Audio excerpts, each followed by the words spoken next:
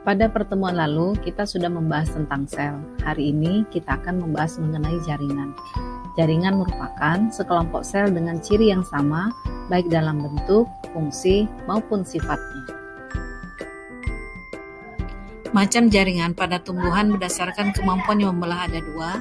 Yang pertama, jaringan meristem, yaitu jaringan muda yang terdiri dari sekelompok sel tumbuhan yang aktif membelah, misalnya pada ujung akar dan pucuk tanaman.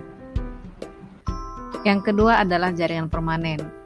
Jaringan permanen merupakan jaringan yang bersifat non-meristematik atau telah berhenti membelah. Jaringan ini merupakan hasil diferensiasi sel-sel dari jaringan meristem. Jaringan permanen disebut juga dengan jaringan dewasa, misalnya jaringan pengangkut, jaringan epidermis, dan jaringan dasar. Sekarang kita akan membahas tentang macam-macam jaringan meristem. Yang pertama adalah jaringan promeristem. Promeristem adalah jaringan meristem yang telah ada ketika tumbuhan masih dalam tingkat embrio, misalnya jaringan pada kotyledon dan radikula. Macam jaringan meristem yang kedua adalah meristem primer. Meristem primer ini adalah jaringan meristem yang ditemukan pada tumbuhan dewasa dan masih aktif membelah.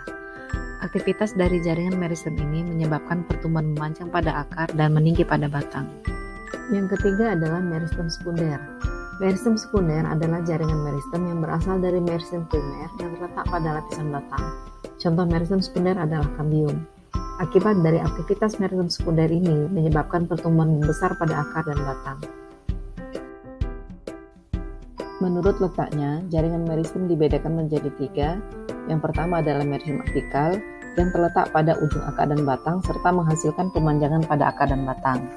Meristem apikal akan menghasilkan tunas apikal yang akan berkembang menjadi cabang samping, daun, dan bunga. Yang kedua adalah meristem interkalar atau meristem antara, merupakan bagian meristem apikal yang terpisah dari meristem apikal utama.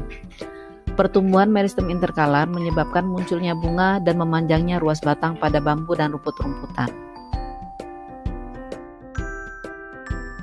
Yang ketiga adalah meristem lateral atau meristem samping yang disebut juga kambium, merupakan meristem yang menghasilkan pertumbuhan sekunder atau proses pembesaran pada batang dan akar akibat aktivitas membelah sel-sel kambium. Demikianlah materi tentang jaringan meristem. Nanti kita akan melanjutkan tentang jaringan permanen pada tumbuhan. Semoga bermanfaat. Sampai jumpa.